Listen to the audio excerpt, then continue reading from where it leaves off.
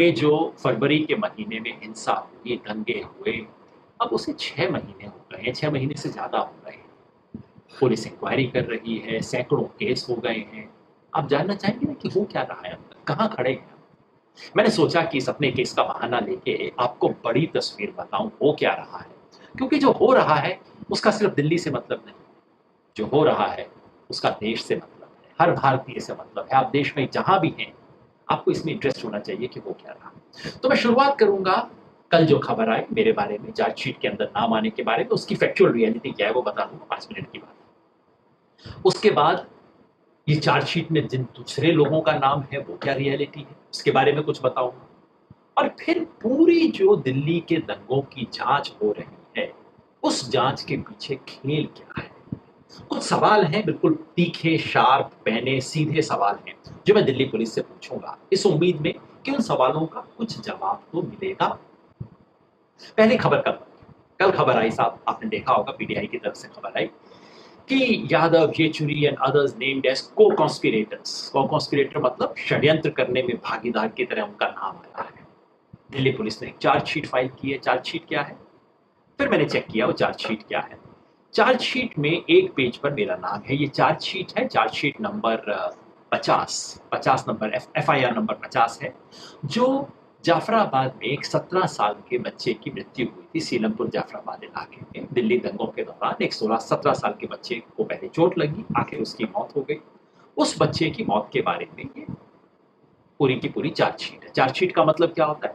जब पुलिस अपनी इन्वेस्टिगेशन पूरी कर लेती है तो वो कोर्ट के सामने बताती है कि हमने अपनी तशवीश कर ली है और हमारे हिसाब से ये हुआ। उसके बाद मामला कोर्ट में जाता है, फिर कोर्ट चेक करता है कि पुलिस जो आरोप लगा रही है वो सही है कि नहीं। चार्जशीट, पुलिस आरोप लगाती है, चार्जेस फ्रेम करती है, फला लोगों ने किया है। सो पहली बात तो ये मैंने देखी कि क्या मेरा नाम आरोपियों में है? नहीं है। दिल्ली पुलिस ने भी कल शाम तक क्लैरिफाई कर दिया कि नहीं, मेरा नाम, येचुरी का नाम एक्यूज्ड लोगों में नहीं है, तो चार्जेस हमारे खिलाफ नहीं है उस मर्डर के। तो फिर हमारा नाम कैसे है? हमारा नाम एक गवाह के बयान में है, जिसको बोला जाता है डिस्क्लोजर स्टेटमेंट। एक गवाह है गुलफिशा के नाम से जो बयान वहां दर्ज हुआ है, उस बयान में हमारा नाम है, मेरा नाम है सीताराम जी। मैं एग्जैक्टली बयान आपको पढ़ के सुना दूंगा। पर डिस्क्लोजर स्टेटमेंट होता क्या है ये आपको पता होना चाहिए। ये अभी कोई विटनेस का बयान नहीं है। ये नहीं है कि किसी ने गीता कुरान के ऊपर हाथ रख के शपथ लेके कहा हो कि मैं बोल रही हूँ, सच बोल रही हूँ, सच के अलावा कुछ नहीं बोल रही हूँ, जैसा फिल्मों में देखते हैं, वैसा कुछ नहीं है।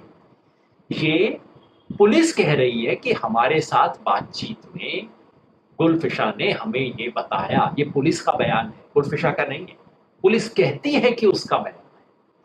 और अगर आपने कभी भी क्राइम रिपोर्टिंग की हो या किसी दोस्त से, पुलिस वाले से, किसी से भी आप पूछ लीजिए क्या होता है, पुलिस बैठ के बनाती है इसको बयान, क्योंकि इस बयान पे हस्ताक्षर भी नहीं होंगे।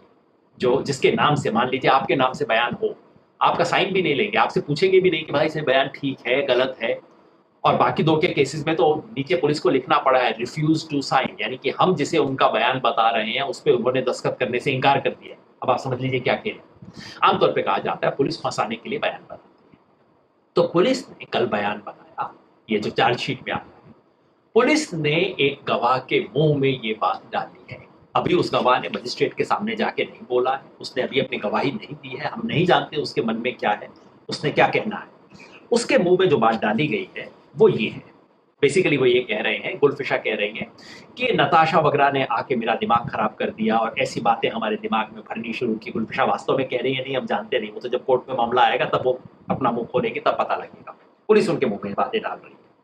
और उसके बाद कहती है the crowd has started growing and according to the plan big leaders and lawyers started coming in to provoke and mobilize this crowd, including Omar Khalid, Chandrasekhar Ravan, Yogendra Yadav, Sitaram Yechuri, and lawyer Mahmood Pracha, Chaudhry Mateen, etc. तो चूंकि मोर्चे में भीड़ बढ़नी शुरू हो गई थी, इसलिए वहां पे बड़े नेताओं और वकीलों ने आके लोगों को भड़काना शुरू किया। और ये भड़काने वाले लोग ये है, मैंने नाम आपको पढ़ के सुना दिया। ये बयान पुलिस ने गुलफिशा के नाम से लगाया है। अब मजे की बात ये कि भाई अगर पुलिस को जानना है कि मैंने जाफराबाद सीलमपुर में क्या बोला, पुलिस को गुलफिशा से पूछने की क्या जरूरत है भाई? वो तो वीडियो पे है। पुलिस ने वैसे भी अपना वीडियो बनाया होगा, पुलिस ने वीडियो नहीं बनाया होगा तो मैंने वीडियो बनाया है। और आज नहीं दूरा दे रहा, मैं पहले दिन से फेसबुक पे लगा हुआ है, आप जाके मेरी फेसबुक पे देख लीजिए। इसमें क्या खुफिया बात है? एक स्टेटमेंट आप मेरे वीडियो से निकाल दीजिए ना, कह दीजिए कि भाई ये भड़का रहे हैं लोगों को हिंसा के लिए। किस चीज का? सारी जांच किसकी चल रही है? जांच चल रही है दंगे और हिंसा की। आप एक स्टेटमेंट निकाल दीजिए ना मेरा कि भाई यहां पे ये हिंसा भड़का रहे हैं लोगों को। सच्चाई क्या है? आप में से जो लोगों ने पहले मेरी बातों को फॉलो किया होगा, पूरे एंटी सीए प्रोटेस्ट में एक बात मैं हमेशा कहता था, हर लेक्चर में कहता था, आप जो मर्जी लेक्चर खोल के देख लीजिए, कि इस संघर्ष में हमारे एक हाथ में तिरंगा, दूसरे में संविधान, मन में अहिंसा, जनगण मन का गान। ये कहता था, हर लेक्चर में मैं कहता था। और उसे कह रहे हैं भड़काने वाला लेक्चर, हिंसा भड़काने वाला। अपूर्वानंद, प्रोफेसर अपूर्वानंद का नाम है, आपने कभी सुना है उन्हें? उससे ज्यादा संयमित और संतुलित व्यक्ति आपको मिलेगा नहीं बोलने में, सिर्फ स्टेज पे नहीं, सामान्य बोलने में नहीं। भाई धीरज रखो, ऐसे मत करो, कोई गड़बड़ नहीं करो। प्रोफेसर अपूर्वानंद ने मेरी आंख के सामने लोगों को कहा, नहीं आप सड़क से खाली कीजिए। वहां पे जाके खजूर खास में तो उन्होंने लोगों को सड़क से हटवाया कि नहीं, ऐसा हमें कुछ नहीं करना। उस व्यक्ति का नाम इसके अंदर है, सीताराम येचुरी। बहुत संतुलित बात रखने वाले व्यक्ति, मेरा विचारधारा उनसे मिलती हो ना मिलती हो कोई फर्क नहीं पड़ता है, सब संतुलित बात करने वाले लोग। और अगर आपको पता करना है कि सीताराम येचुरी ने क्या बोला, वीडियो देख लीजिए ना, वीडियो जनता के सामने रख दीजिए, देखो ये बात कह रहे थे, भड़का रहे थे, क्यों नहीं कहते? और जाफराबाद सीलमपुर का तो एक विशेष मामला है। जाफराबाद सीलमपुर ये वही इलाका है जहां पे महिलाएं सड़क पे आ गई थी, जहां फिर आके कपिल मिश्रा ने उनको सामने धमकाया था, फिर उसके बाद जहां से शुरुआत हुई थी। 24 फरवरी को जब वहां दंगा शुरू नहीं हुआ था, हालात बहुत टेंस थे, तो वहां मैं, प्रोफेसर अपूर्वानंद और कई साथी, हम सब लोग 8-10 लोग वहां पे गए। वहां हमने महिलाओं से हाथ जोड़ के रिक्वेस्ट किया, आप हट जाइए यहाँ से, हमारे लिए अच्छा नहीं, आपकी बात सही है, आपका मुद्दा सही है, लेकिन ये तरीका सही नहीं है सड़क रोकने वाला, आप कृपया छोड़ दीजिए। उन्होंने बात नहीं मानी। जब बात नहीं मानी तो प्रोफेसर अपूर्वानंद और मैंने माइक लेके वहां भाषण दिया, कहा कि आपके दोस्त के नाते हम कह रहे हैं, कृपया सड़क पे मत बैठिए, कोई छोटे से छोटा मौका भी मत दीजिए किसी को इस आंदोलन को बदनाम करने का। अरे मैं आज नहीं कह रहा, ये स्पीच भी फेसबुक पे आप जाके देख लीजिए, 24 फरवरी को मेरे फेसबुक पे मैं लिंक भी डाल दूंगा, आप देख लेना, सुन लेना स्पीच को क्या है। उसको पुलिस इसमें डाल रही है। खेल क्या है? किसी तरह से नाम डाल। अब जब कल इसके बारे में हंगामा हुआ तो पुलिस कहती है कि नहीं नहीं, ये तो अभी सिर्फ नाम है, देखिए किसी गवाह ने बोला था, हम क्या करें, गवाह ने बोला था तो हमने उसको रख दिया। गवाह ने बोला था, आपने गवाह की बात रिकॉर्ड की थी। इसमें एक मजे की बात और है, वो ये कि जो बाकी दो गवाह हैं, बाकी दो एक्यूज्ड हैं, नताशा और कलिता, इन दोनों का भी पुलिस ने इसी तरह से बयान रिकॉर्ड किया।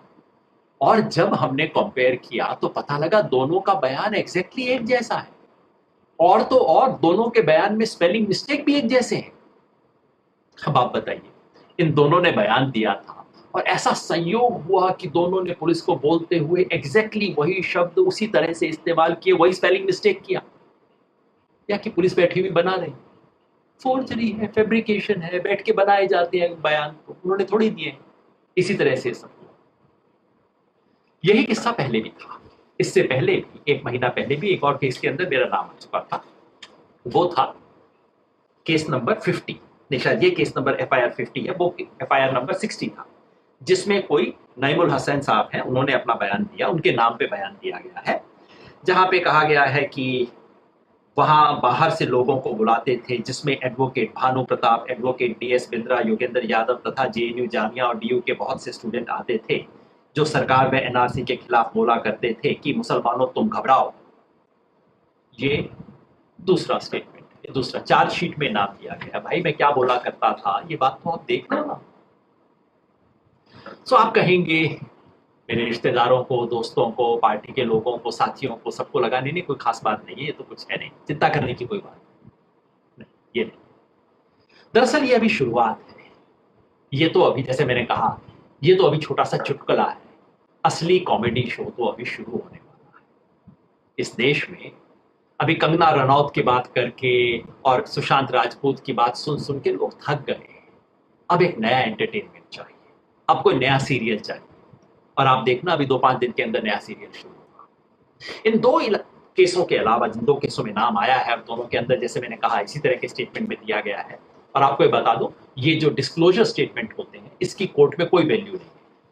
इसको कोर्ट के अंदर पेश भी नहीं किया जा सकता, कोर्ट देखता भी नहीं है इसको, क्योंकि वो कहते हैं तो आपने पुलिस के अंदर बैठ के खुद बनाया, इसको हम देखें भी कैसे। लेकिन एक तीसरा केस है जिसके अंदर और तशवीश जारी है, जांच हो रही है, इन्वेस्टिगेशन हो रही है। वो क्या केस है?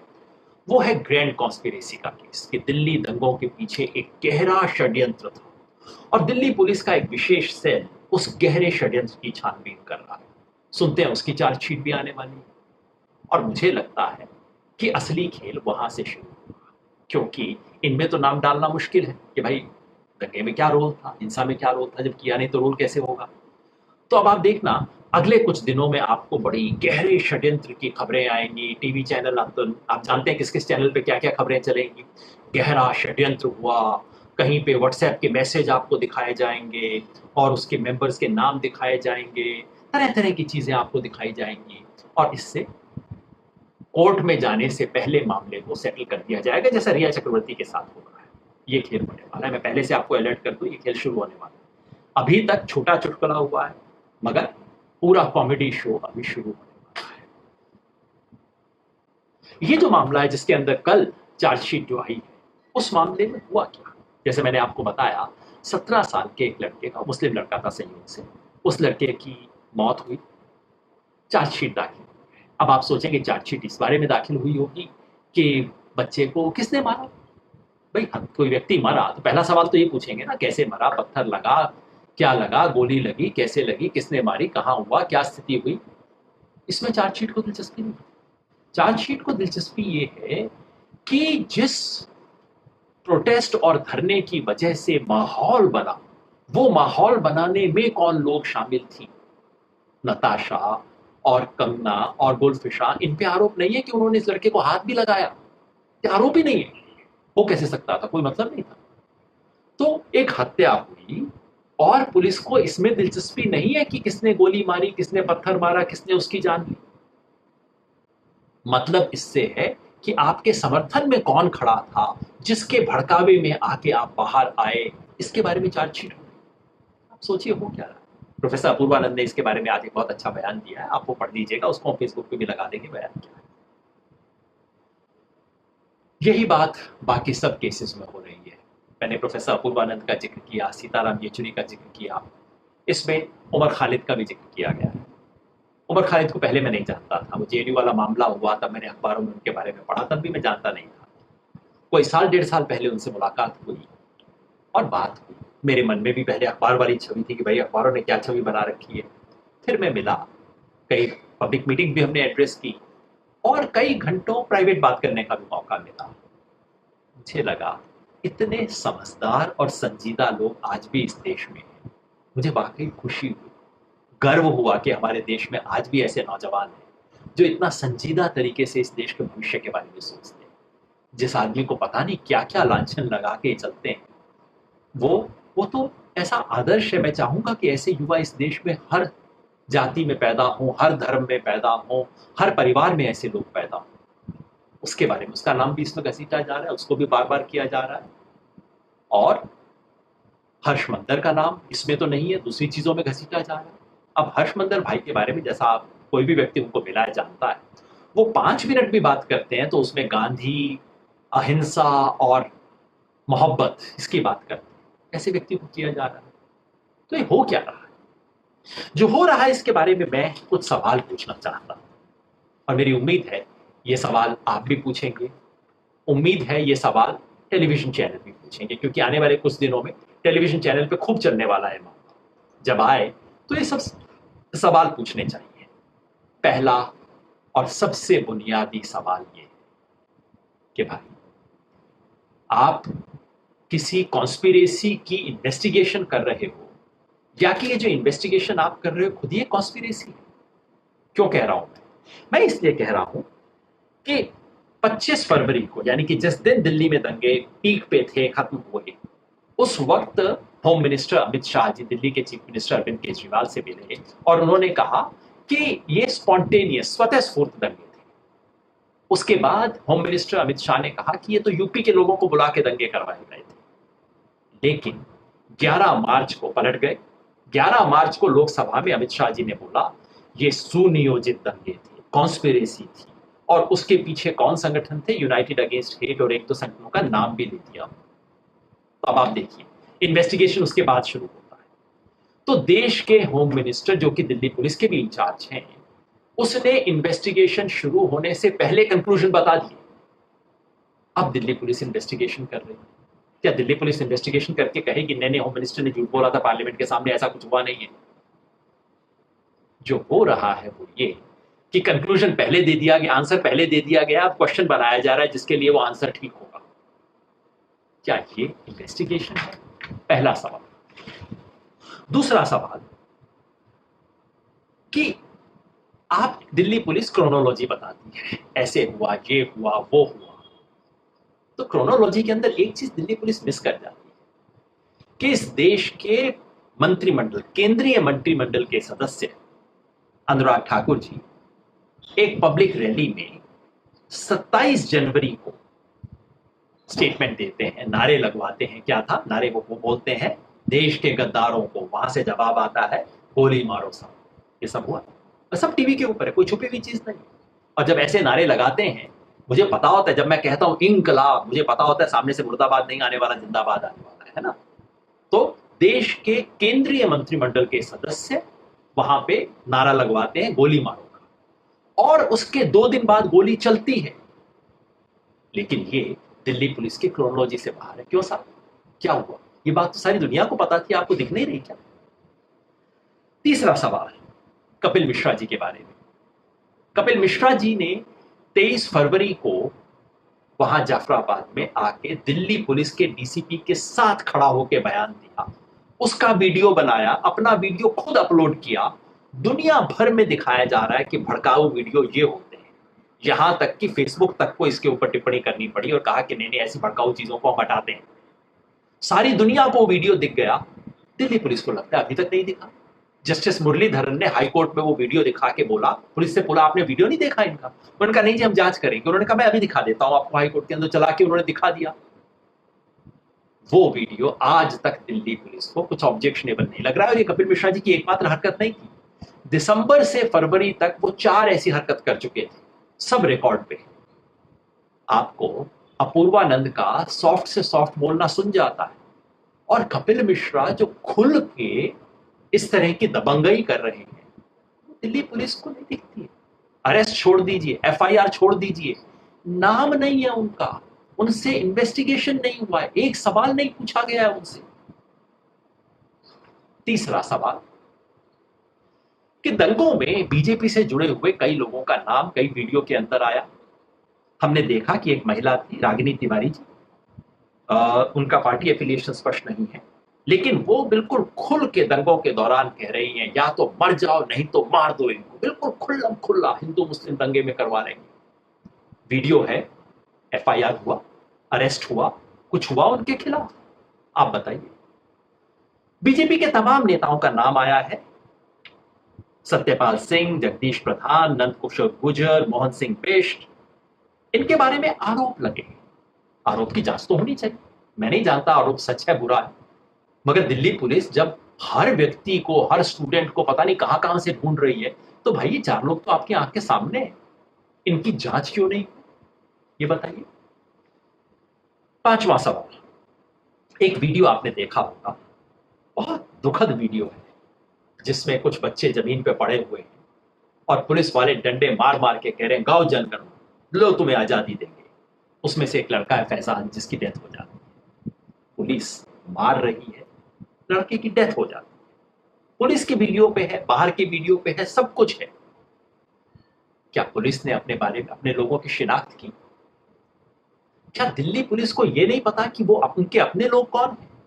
जब इतनी बार अखबारों ने सवाल पूछा, तो परसों दिल्ली पुलिस का बयान आया है, हाँ हम ढूंढने की बड़ी कोशिश कर रहे हैं और अब हमारे को एक सुराग मिल गया है, जो कि सुराग से ये पता लगता है कि किसने अश्रु गैस के गोले अपने लिए करवाए थे। फिर वहां रजिस्टर से हम चेक कर रहे हैं, जिसका मतलब है कि दिल्ली पुलिस में कोई सच नहीं बोलता। दिल्ली पुलिस के कमिश्नर सिर्फ ऑर्डर नहीं दे सकते थे कि बताइए मुझे कौन व्यक्ति है, नहीं बताएंगे तो जिस जिसको पता था सब बर्खास्त हो जाएंगे। 24 घंटे में जवाब आपको आ जाता। दिल्ली पुलिस अपने व्यक्ति को नहीं ढूंढ पा रही है, 6 महीना हो गया है। क्या हो रहा है?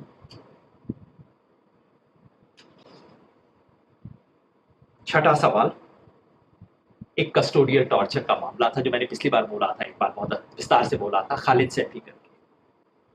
यहां खजूरी का केस है जहां पे वीडियो है, वीडियो दिखा रहा है खालिद सैफी एक लंबी सड़क पे बिल्कुल खाली हाथ जा रहे हैं।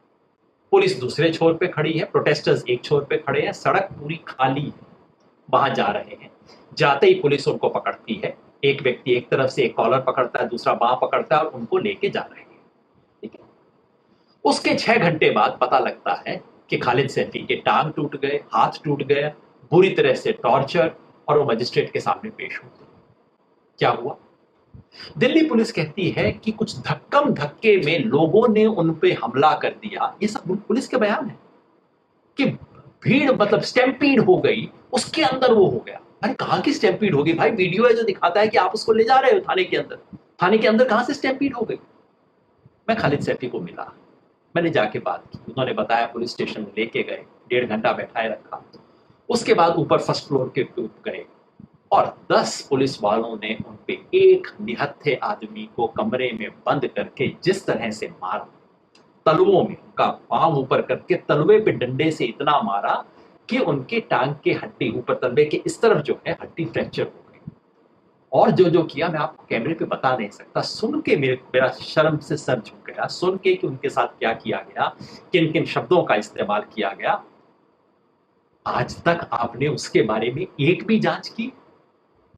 दिल्ली पुलिस के वहां पे थाने के अंदर आप टॉर्चर करते हैं, उसकी जांच नहीं करते? बाकी सब जांच करने का आपके पास समय 6 महीना हो गया। 7वां सवाल, इतने वीडियो आए हैं जिसमें पुलिस के लोग पत्थर चला रहे हैं, सीसीटीवी कैमरा तोड़ के एविडेंस डिस्ट्रॉय कर रहे हैं।